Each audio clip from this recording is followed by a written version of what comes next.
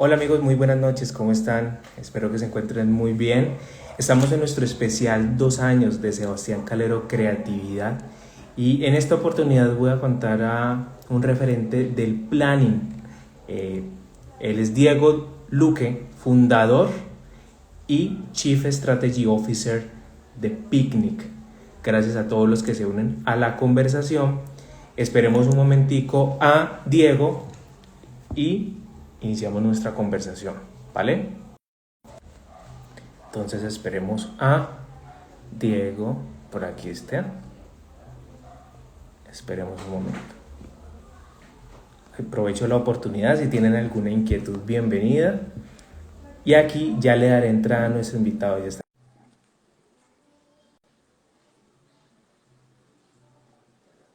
¿Ya te la envié? Hola, ¿cómo estás? Hola, ¿cómo estás? Muy bien, gracias a Dios. ¿Y tú cómo te encuentras?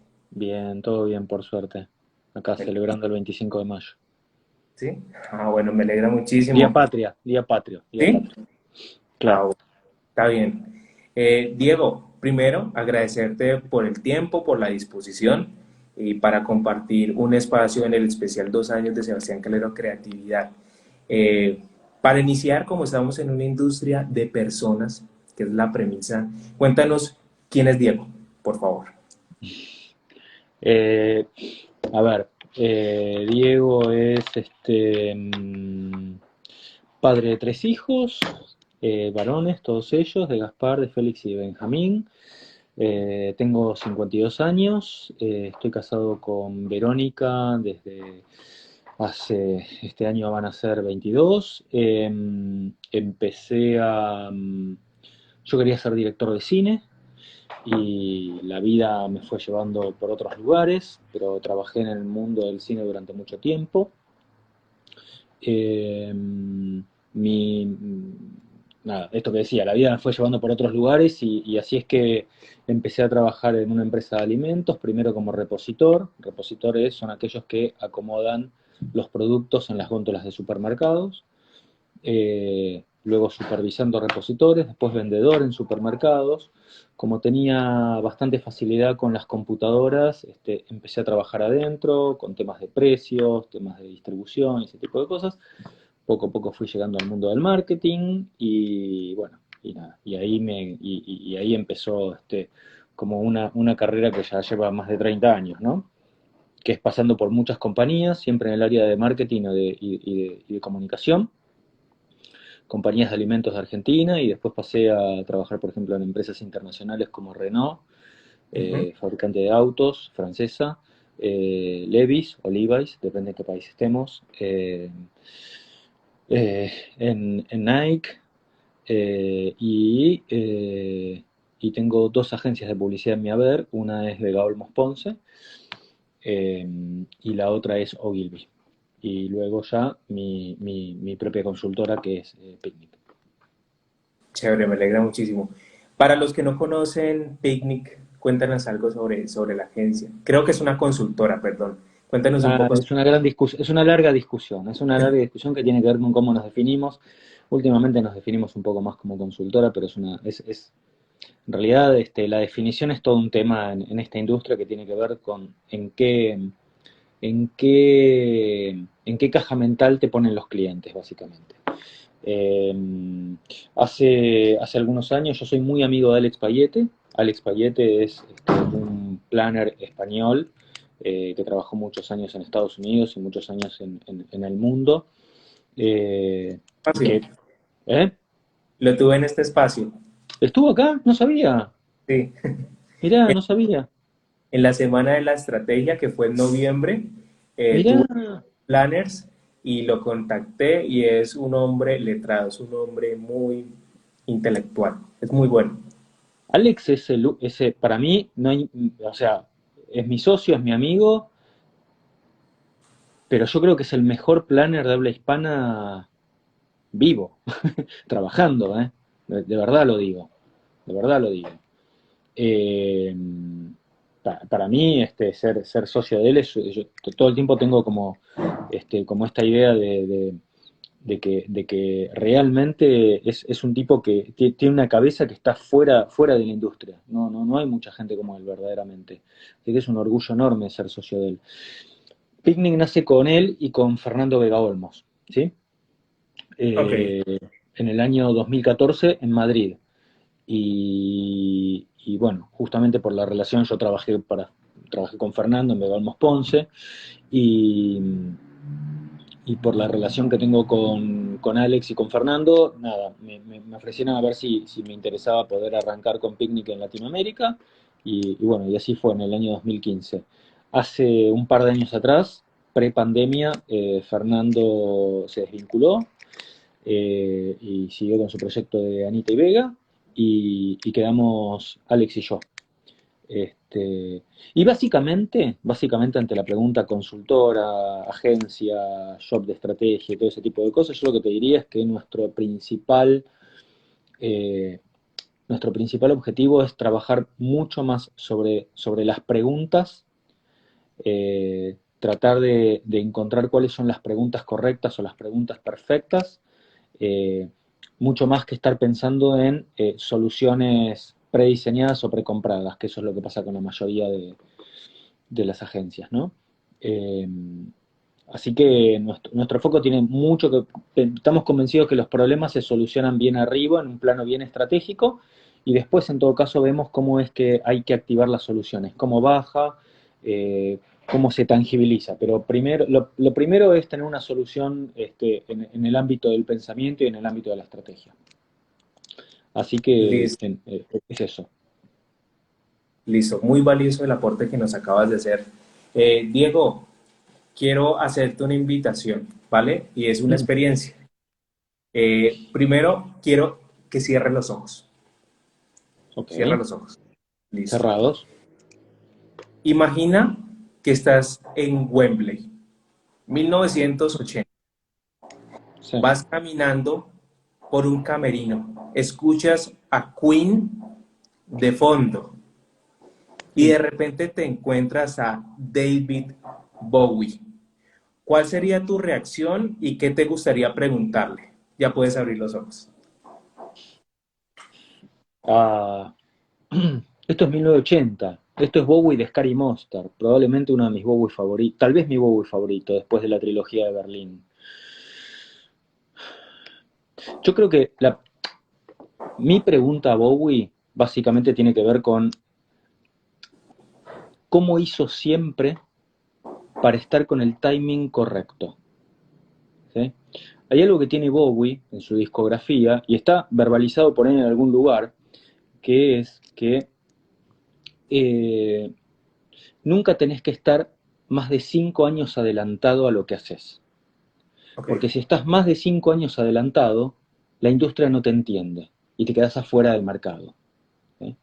Y cuando uno revisa la discografía de Bowie, hay algunos discos por ahí que están un poquitito corridos, pero en términos generales, siempre su discografía está como en el punto justo de ser algo nuevo, algo que es lo que viene, ¿sí? Eh, pero está dentro del ámbito de lo comercial. Los discos de Bowie son en general comerciales. En general, hay un par que no, pero en general son muy comerciales. Entonces, mi pregunta hacia él, bueno, le preguntaría cualquier cosa, no tantas cosas, yo soy la viuda de Bowie, ¿no? Cuando murió Bowie, no sabes la cantidad de gente que me mandó saludos dándome el pésame, ¿no? Eh, de verdad, soy fanático. Pero mi pregunta tiene que ver con eso, con la modernidad que él manejaba. Y es esta cosa de cómo haces para regular ese espacio entre una idea completamente nueva, pero que todavía pueda ser entendida por el mercado. perfecto. Y la dinámica, Diego, era cómo una historia puede generar un detonante a través de una pregunta. Aquí se conecta con lo que quiero consultarte y es, ¿por qué es importante hacerse la mejor pregunta? ¿Qué nos puedes compartir?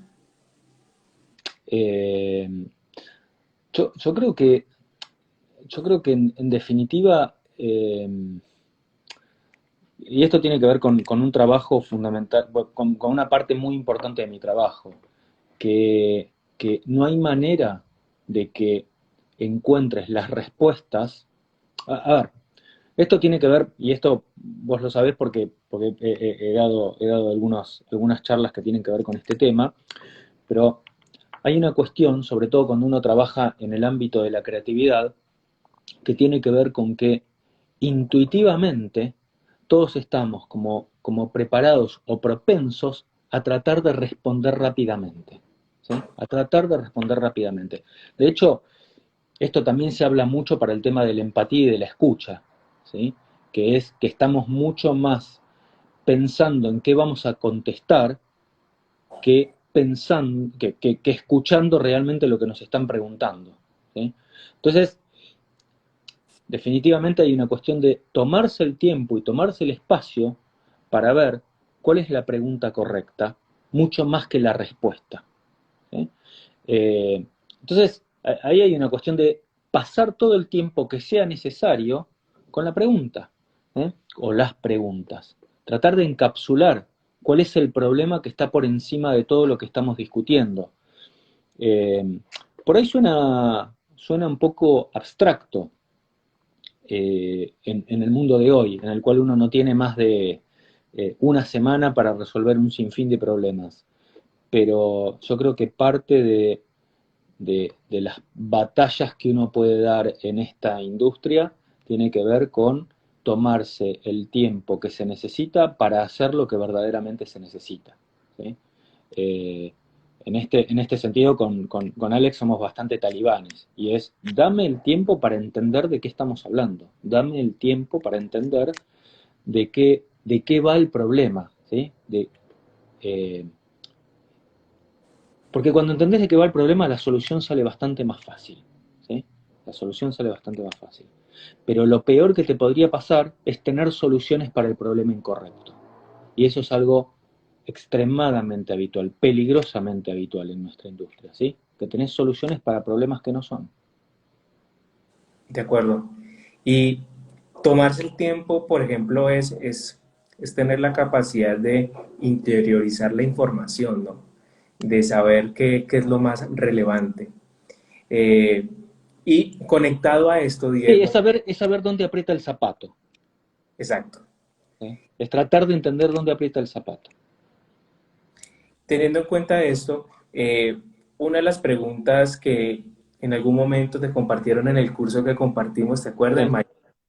Sí. Quiero extenderla aquí en este espacio y es, ¿cuáles son los entregables de un planner? Oh.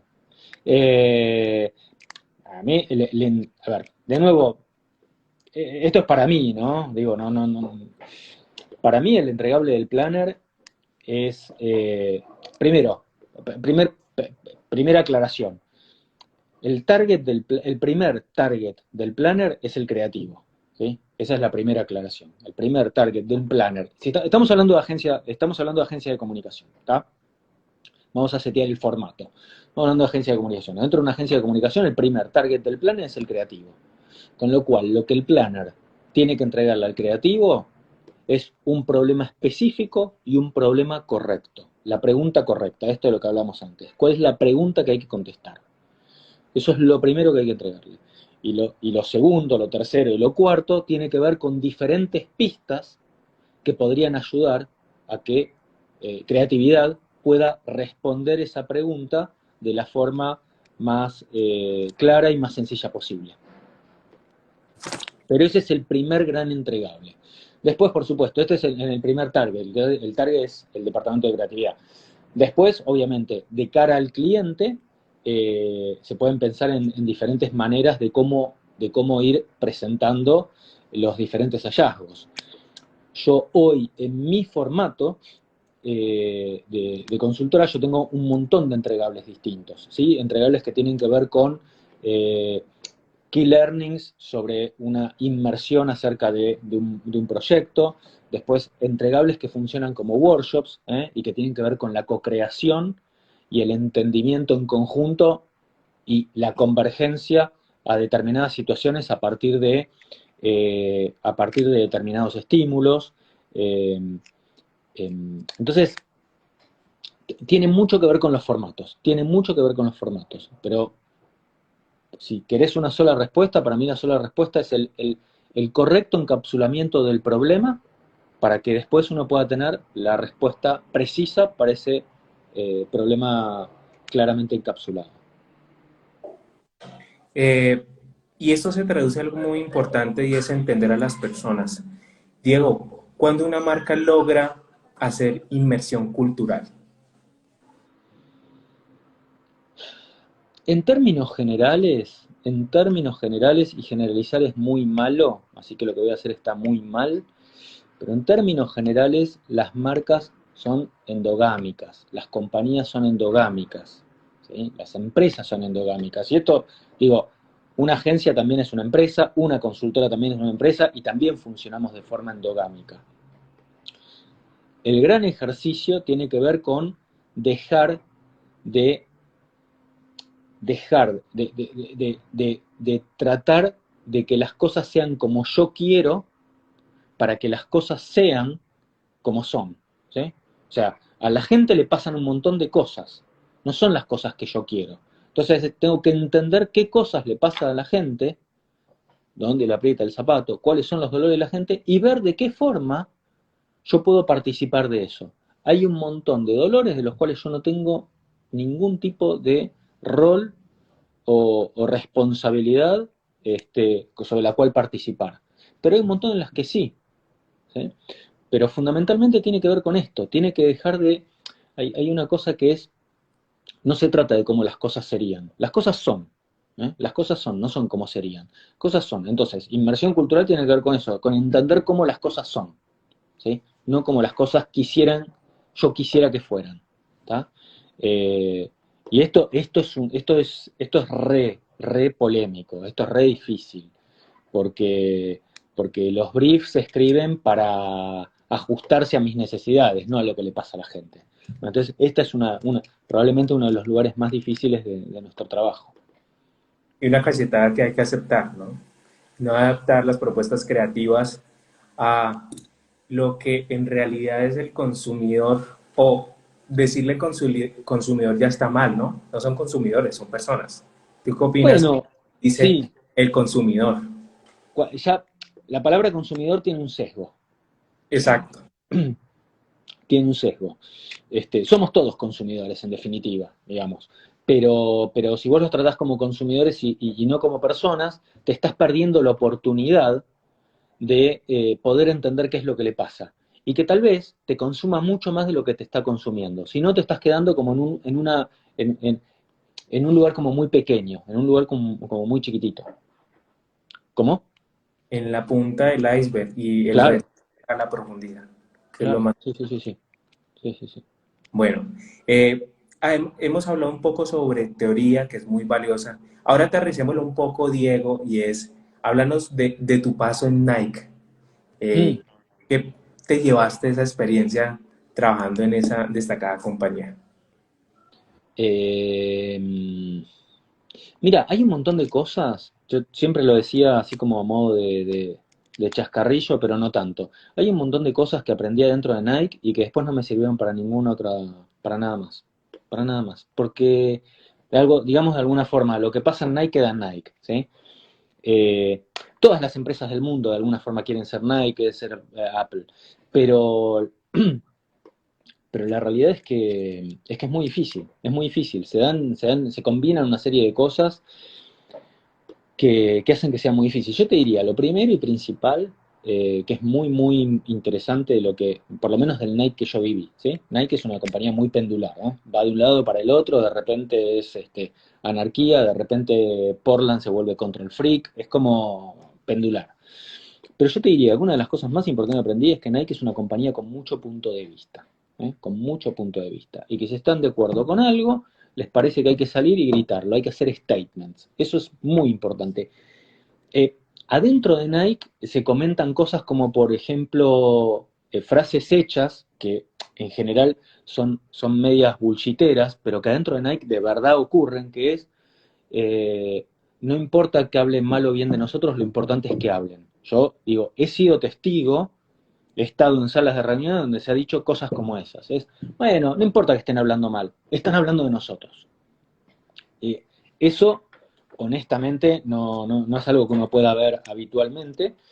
Y creo que ese es uno de los grandes temas con los cuales un montón de gente no puede, o un montón de compañías no pueden, por más que aspiren a ser como Nike, no pueden ser como Nike, porque Nike tiene ese tipo de cosas, que es un punto de vista muy, muy claro, y es saber por qué haces las cosas. ¿Eh? Eh, eh, o por ejemplo, qué sé yo, en un momento yo me peleaba con que yo venía de trabajar mucho para Unilever y venía con la idea de los testeos y de la investigación de mercado, qué sé yo, y decían, no, no, acá no, acá no, acá lo único que importa es qué le pasa al atleta. Si el atleta lo aprobó, listo, va para la calle. Eh, Nada. Por eso te digo, son cosas que por ahí adentro ocurren, pero yo salgo, ahora me pongo a trabajar con una compañía le digo, chicos, no pasa nada, no importa que estén hablando mal, lo importante es que estén hablando y me salgan corriendo, me tiran tomatazos, ¿entendés? Entonces, digo, es eso. Eh, Después la otra cosa súper importante es el marketing deportivo. El marketing deportivo tiene reglas diferentes al marketing. Esto es así, tiene reglas diferentes. Funciona distinto, funciona distinto. Y a mí me encantó trabajar con marketing deportivo. Los atletas son todos rockstars y está bueno trabajar con rockstars. Eh, Gente que se idolatran, vos los conocés en el 1 a 1 y decís, nada, para este pibe no va ni para atrás ni para adelante, no me gusta nada, no voy a dar nombres, pero los que me conocen saben que hay grandes ídolos argentinos que yo detesto porque me dejaron plantado un montón de veces en producciones. No Eh, hay que delatar, díganos uno. No, ni loco. Estás loco, ¿no? Sabé que, simplemente sabé qué ocurre. Sabé qué ocurre.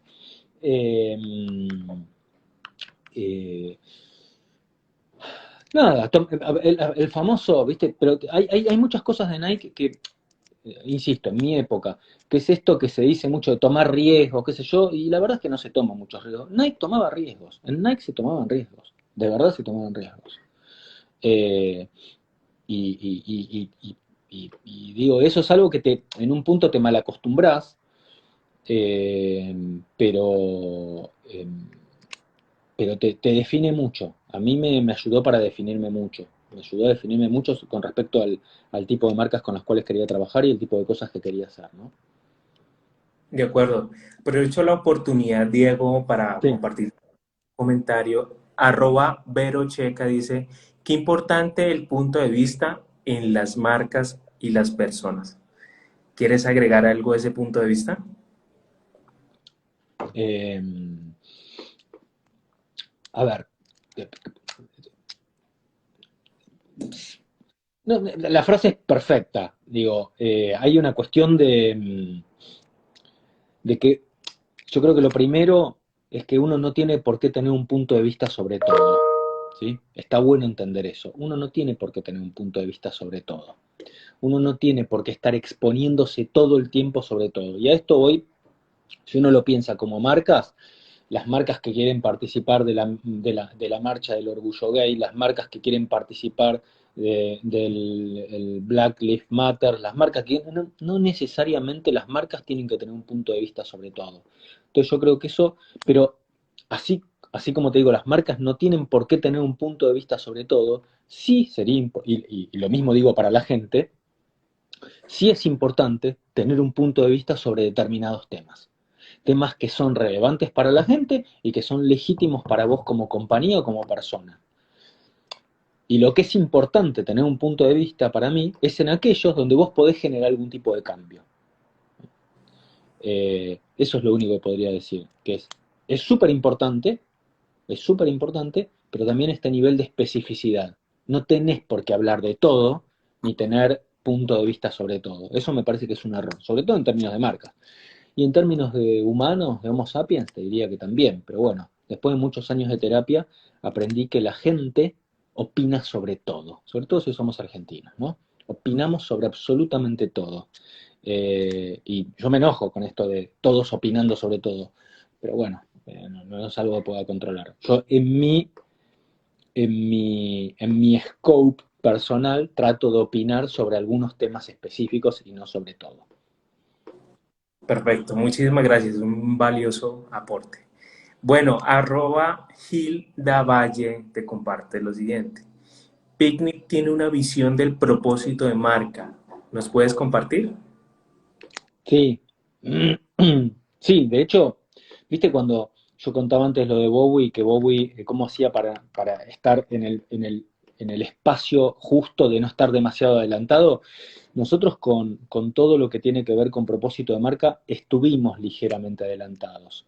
De hecho, durante bastante tiempo nos costó mucho que la gente, que las compañías entendieran qué era lo que nosotros hacíamos. Y entonces teníamos 3 reuniones para que se entienda de qué va el propósito, otras 3 para contarles cuál era la propuesta de trabajo, otras 3, y así era como fue anticomercial en su máxima expresión.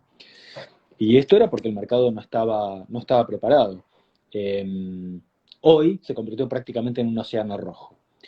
Nuestra visión es que cuando vos tenés un propósito bien definido, bien encapsulado y claro, te ayuda a que la compañía crezca, a que la compañía evolucione.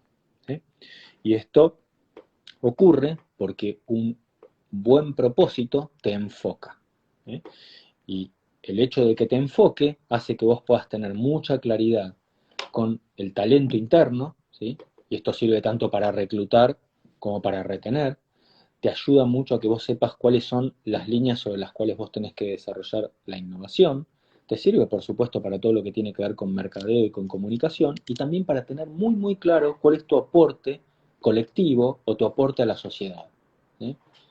De alguna forma funciona como un GPS, como una estrella del norte, pero es eso, te hace más eficiente, porque sabes cuál es tu foco, sabes cuál es tu centro de gravedad. Eh, por eso es que lleva un tiempo poder hacer esas definiciones y poder entender para qué existen las compañías. Las compañías nuevas, las que ya nacen atacando un problema, y pues, vamos a hablar de las famosas, vamos a hablar de las Airbnb o de las Uber y todas esas compañías que son bastante nuevas porque no tienen ni 10 años, son compañías que ya identificaron una problemática muy, muy clara y que entonces ya tienen una razón muy específica de por qué existen y de qué problema vienen a resolver. En cambio, compañías que tienen 150 o 170 años, como pueden ser un Levi's o una Coca-Cola, bueno, no es tan sencillo. Vos tenés que entender los cambios culturales y tenés que entender que eso para lo cual naciste, hoy probablemente no funcione más.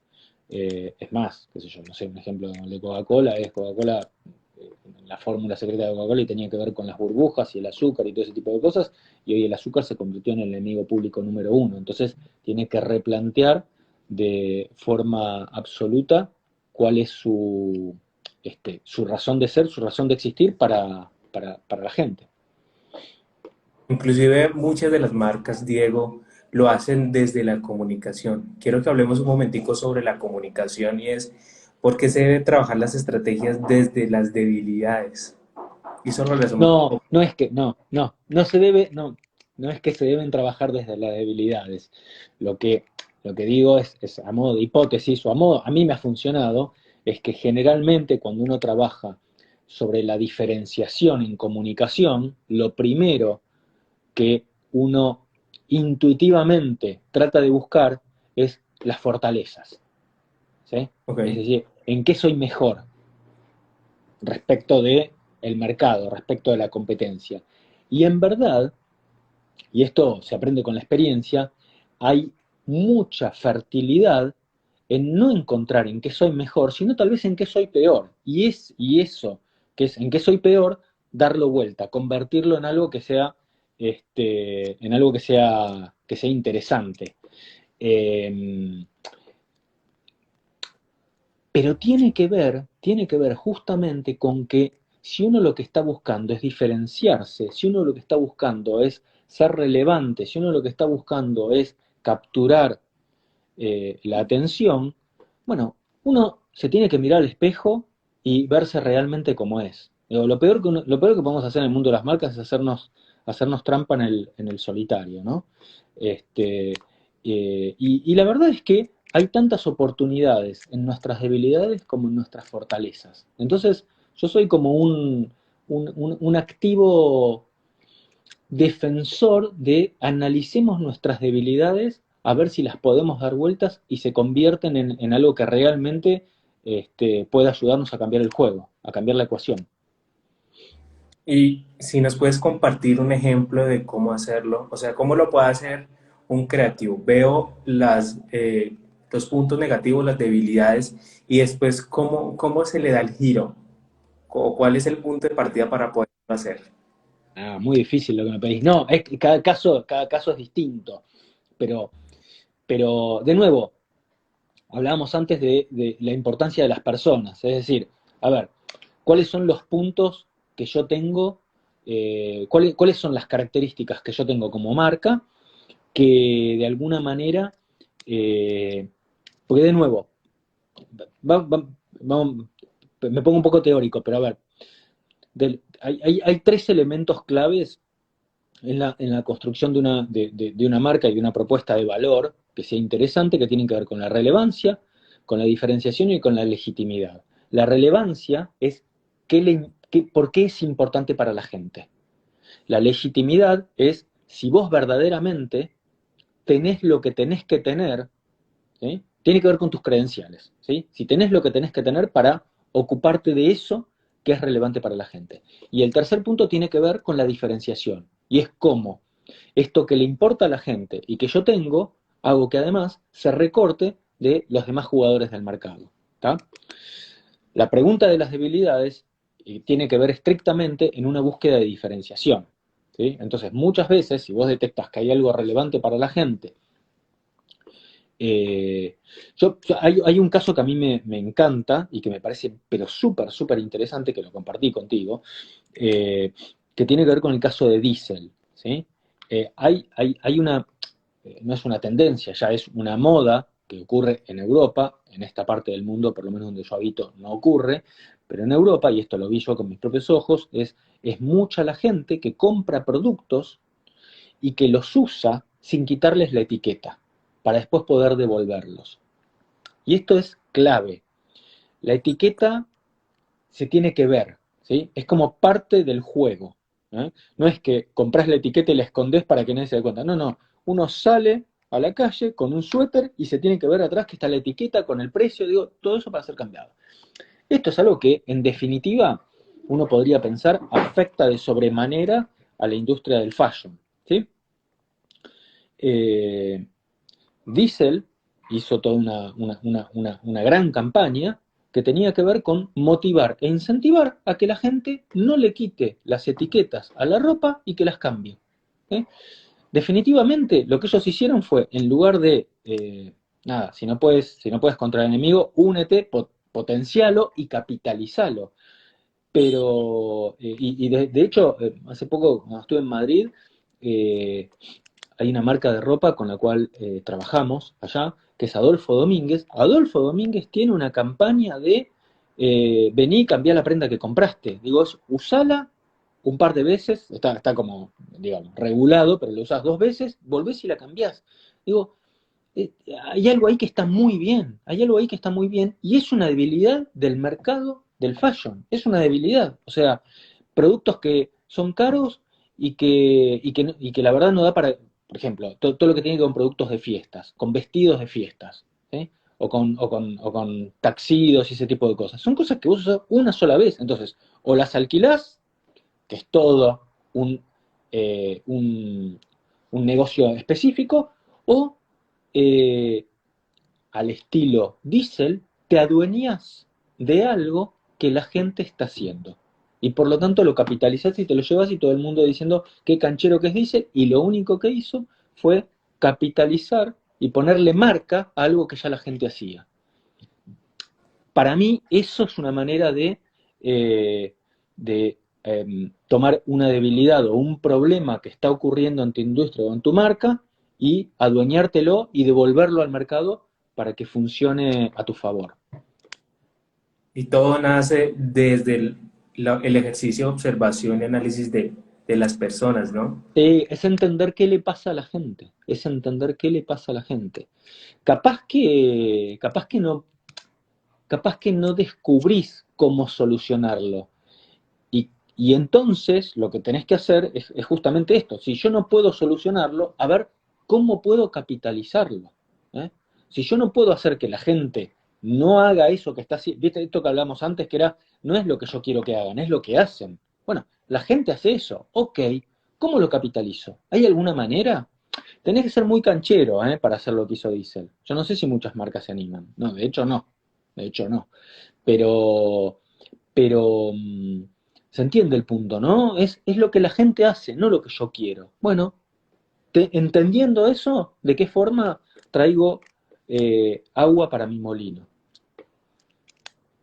De acuerdo. Bueno, ahorita hablemos, Diego, ahorita me hicieron una pregunta antes de Sí. esta sesión y es, ¿qué libro nos recomiendas para aprender sobre el mundo del planning? Ah, ah, no sé, hay un montón de libros de planning, un montón de libros de planning. Yo igual creo que hoy en día, estamos en el 2022, casi llegando a mediados del 2022, yo creo que hay que leer, eh, yo creo que hay que leer todo, hay que leer cualquier cosa. Digo, hay que leer mucho. Esta es la respuesta. Esta es la respuesta. Hay que leer mucho. Hay que leer mucho. Y si lees por afuera de pero leer mucho es leer mucho. ¿Sí? Mira, hoy estaba trabajando en un texto que no estaría ocurriendo, no estaría saliendo, no lo estoy logrando, pero te lo cuento acá, que tiene que ver con, que tiene que ver con que si vos dedicas el 1% de tu día a leer, el 1% de tu día a leer, el 1% de tu día son más o menos 15 minutos por día, ¿sí? 15 minutos por día. Mira, estaba haciendo cuentas, cuentas de cuánto significa un minuto, de todo, cuántas páginas tiene un libro, cuánto se lee por hoy. Estaba haciendo cuentas, todavía no lo tengo, pero te lo digo así, si vos lees 15 minutos por día, que es el único por ciento es el 1% de tu día, porque un día tiene 14.440 minutos, ¿ok? Entonces el 1% son 15, yo lees 15 minutos por día, eh, podés llegar a leer alrededor entre aproximadamente 18 libros por año. 18 libros por año, solamente leyendo 15 minutos por día. ¿Sí? Tengo todas las cuentas, todavía tengo todas las cuentas. Uno lee un promedio de 300 palabras por minuto, una página de un libro tiene aproximadamente 400 palabras, entonces un libro de 200, nada. Pero, pero, pero acá de lo que estamos hablando es que si vos solamente usas el 1% de tu día para leer, 15 minutos es esto, vas a leer más de 15 libros por año, es decir, más de un libro por mes. Más de un libro por mes. Qué bueno sería que leas 30 páginas por día. ¿Eh? Qué bueno sería que leas más de 30 páginas por día, que en definitiva ya estaríamos más de 30 minutos por día. Eh, porque eso te cambia la vida. Te hace, realmente te abre la cabeza, leer te abre la cabeza, y para contestarte, en esa lectura, si uno puede leer 25, 30 libros por año, la verdad es que podés leer 4 o 5 de planning, pero todos los demás te deberían abrir ampliamente la cabeza.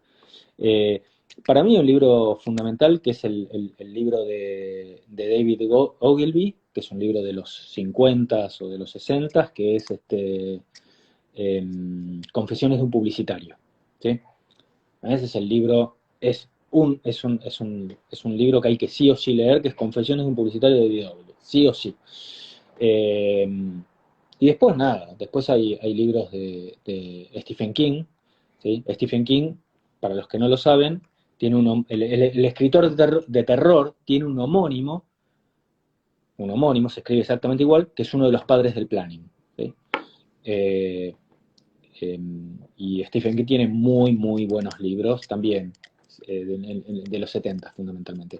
Cuando la APG existía, que era la Asociación Argentina de Planning, de la cual yo fui presidente, soy miembro fundador y fui un activo participante durante mucho tiempo, nos ocupamos de traducir muchos libros de planning nos ocupamos de hacer el premio, justamente se llamaba el premio King, en honor a Stephen King, donde celebrábamos los casos de planning más importantes de, de la región y los editábamos en libros. Tenemos muchos libros editados en la PG. Hoy creo que la PG ya prácticamente se ha diluido, pero hemos editado, seguro, 10 libros editamos. Y de ellos había muchos textos importantes del mundo del planning. Pero de nuevo, yo insisto en que hay que leer mucho y de muchas cosas, y de muchos temas. Y también leer ficción, un montón de ficción. Yo leo un montón de ficción. Y mira que tu comentario tuvo resultado y es el de leer. Aquí dice arroba Luciano Varela Drummer, dice, genio Diego, arranco la lectura pendiente mañana mismo. Mira, yo hace 2 semanas estuve en Uruguay, en Marketer, que es el evento más importante de marketing y de negocios de Uruguay. Y yo tuve muchos roles. Di un workshop, participé en una conversation, pero también di una charlita, que fue de 15 minutos, muy cortita. En esos 15 minutos lo único que hice fue recomendar libros, que me parecía que quería hablar sobre libros que me parece que son importantes leer en el 2022. Porque te ayudan a entender mejor el mundo. ¿Sí? Te ayudan a entender mejor el mundo. No sé. Por ejemplo, Antifrágil es un libro que te ayuda a entender mejor el mundo. Antifrágil es libro de Taleb. Taleb fue el tipo que inventó el concepto de Black Swan o de cisne negro. Y es un libro clave. Anti, ¿no? Antifrágil. Anti, Antifrágil. Antifrágil. Tiene que ver con que lo opuesto a lo fuerte, vos tenés algo que tiene que ver con lo robusto. Lo robusto es algo que no se rompe. Y eso está muy bien en una época en la cual no hay demasiados cambios. Pero en una época de tantos cambios como los que estamos viviendo, vos más que no romperte con los cambios, deberías fortalecerte con los cambios. ¿Sí? Fortalecerte con los cambios es, y esta es la tesis del libro, fortalecerte con los cambios es volverte antifrágil. ¿Sí? Es decir, que los cambios te mejoren. No es suficiente que los cambios no te rompan. Los cambios te deberían mejorar. ¿Se entiende? Ese es el concepto principal de ese libro. Si quieren que hablemos del libro, podemos estar toda la noche. Pero después hay otro libro muy interesante que se llama Factfulness, y que son básicamente 10 grandes razones por las cuales el mundo está mucho mejor de lo que creemos que está. ¿Sí? Entonces son datos que te demuestran que el mundo realmente está bien. No, a ver, realmente está bien. Que el mundo está mejor de lo que uno piensa que está. ¿Sí? Está esta cosa por ejemplo, la gente consume malas noticias. El consumo de malas noticias es lo que más genera clickbaits. ¿Sí? Las buenas noticias no se consumen, pero hay muchas buenas noticias. De hecho, cuando una mala noticia está mejorando, no se comunica. ¿Sí? Nada. El mundo, la gente, los medios, el sistema, la Matrix. Pero es un hecho. Y son muchas las cosas, son muchas las malas noticias que están mejorando. ¿Sí? Son muchas las malas noticias que están mejorando. Así que ese también es un libro súper recomendable. Esos son libros que para mí, más allá de si te dedicas o no al planning, qué sé yo, lo que sea, pero digo, son libros que hay que leer. Son libros que hay que leer. Son libros que te ayudan a entender el mundo en el que vivimos, ¿viste? El último de Campanario, El futuro del bienestar, ¿sí? Entender, de Sebas Campanario, El futuro del bienestar, entender que hoy vamos a tener una vida útil como humanos, por lo menos hasta los 75 años, se estira 10 años más. Y esto es un cambio brutal en toda la economía. Y entonces hay toda una economía alrededor del bienestar que es absolutamente nueva. Nada.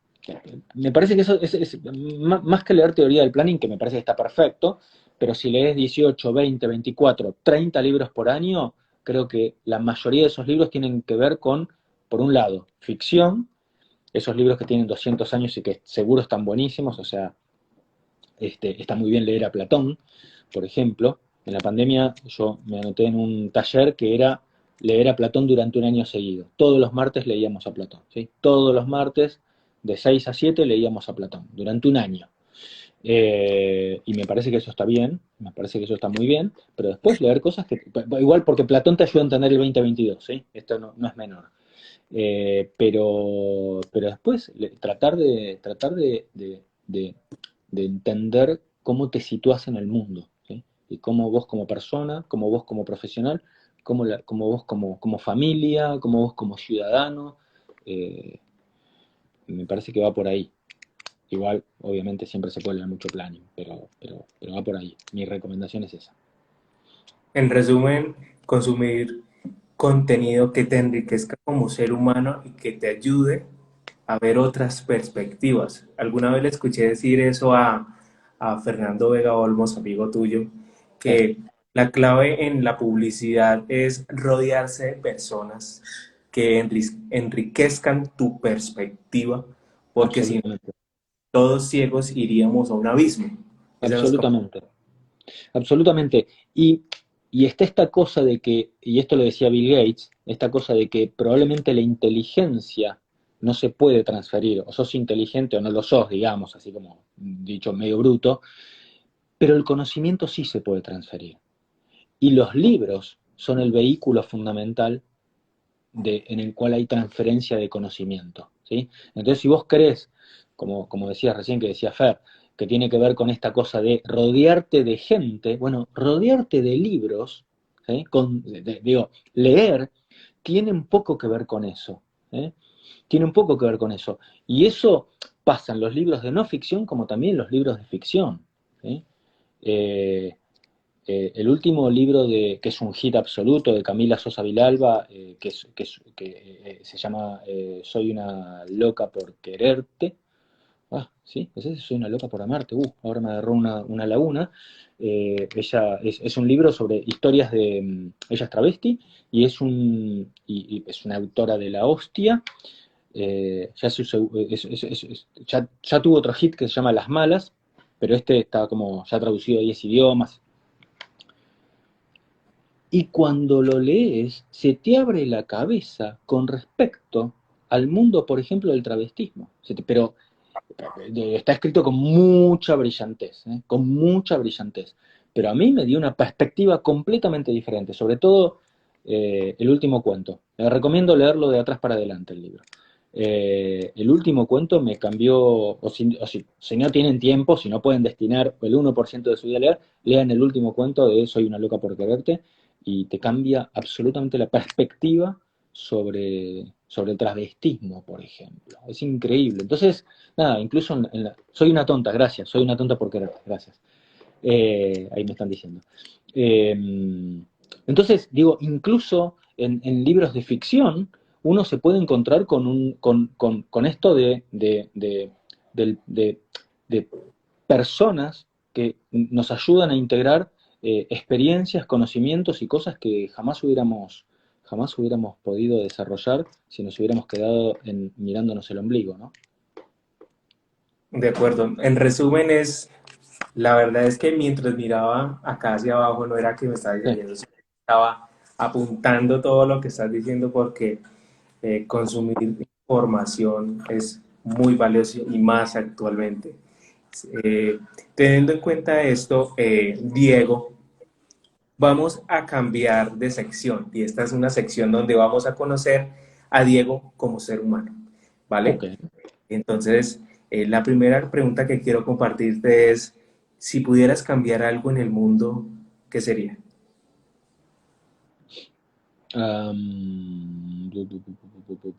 Me preocupa mucho la educación. Me parece que ese es un factor clave. Creo que es uno de los lugares claves sobre donde hay que hacer cambios. La educación. La educación. Y sobre todo post pandemia. Creo que post lockdown, más allá del caso particular de Argentina, que estuvimos demasiados meses encerrados, creo que demostró las falencias que tiene que tiene la educación en todos los niveles, pero sobre todo en los niveles más, mientras más chicos sos, mientras más chicos sos. Eh, yo te diría que ese es uno de mis principios, creo que ese es uno de los lugares donde creo que hay que hacer grandes, pero grandes cambios, porque creo que si haces grandes cambios en la educación, después todo funciona como un efecto cascada, ¿sí? Todo es un efecto dominó, empiezan a cambiar un montón de cosas, si la educación eh, funciona de una forma eh, mucho más democrática en el mejor sentido de la palabra, ¿sí? Democrática, realista. Creo que hay temas fundamentales. Creo que hoy en las escuelas no se están enseñando un montón de cosas que son fundamentales para, incluso que son fundamentales para vos como persona y para la vida profesional. O sea, no se enseñan habilidades blandas, o las habilidades blandas quedan como relegadas, por ejemplo. Eh, O en algún lugar sí lo hacen, pero el reto es poder multiplicar esta sí, pero iniciativa. se hace poco igual, ¿eh? Se hace poco, Exacto. se hace poco, se hace Te doy poco. China, hay un curso donde los estudiantes aprenden cosas, por ejemplo, a cocinar, no sé, a barrer, cosas que no tienen que ver con estudio, pero sirven para la vida, ¿no? Por Creo que supuesto, por supuesto. No, incluso sirven para la vida laboral también, que eso no es menor, ¿viste? La escuela no te prepara para la vida laboral. no te Esto enseñan sí, a vivir. claro. Además, sí, totalmente, totalmente. Eh, y es un tema súper polémico, pero a tu pregunta, doy respuestas largas, ¿no? Las voy a hacer más cortas. Pero a tu pregunta, la respuesta sería la educación es un problema que a mí, sobre el cual me gustaría tener Bueno, un rol en lo que haya que hacer, ¿no? perfecto. Diego, Sí. ¿por qué Phil Collins es un crack? Pobre Phil Collins. Porque nada, hay una anécdota maravillosa sobre Phil Collins que en el Live Aid, el festival que se hace para recaudar fondos para eh, los chicos de África, él toca el mismo día en dos continentes diferentes, ¿sí? Toca en Inglaterra y toca en Estados Unidos, todo gracias a la magia del Concorde, que en esa época hacía el vuelo creo que en 2 horas y media, si mal no recuerdo. Pero lo increíble es el raíz que tiene Phil Collins para poder tocar en dos shows el mismo día. eh, y básicamente todo esto ocurre porque Phil Collins es incapaz de decir no a algo. ¿Sí? Entonces, todo lo que le ofrecían decía, sí, ok, dale, vamos para adelante, sí, vamos para adelante, sí, vamos para adelante. Digo, desde en el Concord se encuentra con Cher y Cher le dice, che, yo no podré subir a cantar, sí, sí, quédate tranquila, yo lo arreglo. O sea, le dice que sí a todo, que sí a todo. Lo cual, bueno, si querés es otro, eso es un problema que tiene Phil Collins, pero bueno, es una anécdota fantástica, yo la cuento en una charla, es una anécdota fantástica de cómo un artista que no tenía la capacidad de decir que no, es capaz de tocar dos shows el mismo día en continentes distintos, una locura. Y casi que no lo logra, ¿cierto? Sí, sí, y se complicó mucho, sí, se complicó mucho, pero bueno. Bueno, la siguiente pregunta, Diego, es, ¿qué haces que te define? ¿Qué qué? ¿Qué haces que te define?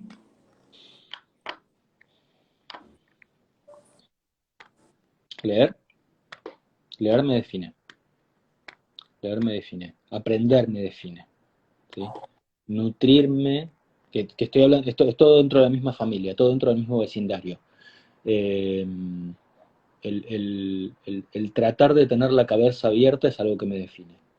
Y trato de tener la cabeza abierta aprendiendo todos los días sobre algo y mi mayor fuente, no mi mayor fuente, mi fuente de más confianza tiene que ver con los libros. Eh, pero fundamentalmente, ¿sabes por qué? Porque escribir un libro lleva mucho trabajo. Y escribir un post en Twitter, un tweet, no lleva nada de trabajo. Entonces, yo confío mucho más en alguien que se tomó el trabajo de escribir 300 páginas y que probablemente estuvo durante 1 año y medio haciéndolo, que alguien que se tomó 30 segundos para escribir un pensamiento en Twitter. ¿Eh? Por eso es que confío mucho más en los libros que en las redes. Las redes son bastante más livianas, bastante más laxas, y la verdad es que la gente en las redes dice cosas que no las diría de otra manera. Entonces, pero eso me define el aprendizaje constante, el tener la cabeza abierta. Y Bowie me define, obvio. No podía faltar Bowie. Bowie. Bueno, un plan que te encanta hacer en familia. Eh, hacemos un esfuerzo muy importante por cenar todas las noches juntos, ¿sí? De lunes a jueves, ponele, porque el viernes mi hijo mayor, Gaspar, tiene 19 y ya se empieza tiene bastantes planes, su vida es bastante activa y entonces ya acercándose al fin de semana se empieza a complejizar bastante. Pero cenar en familia es un planazo, que es cuando nos ponemos todos al día de lo que nos pasó.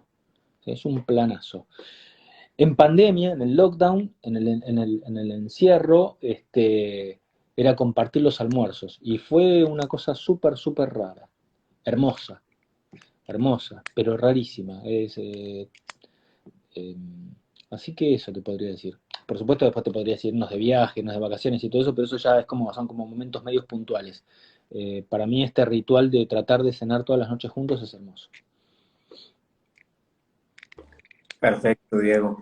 Para finalizar, ¿qué mensaje te gustaría dejarle a las personas que nos ven?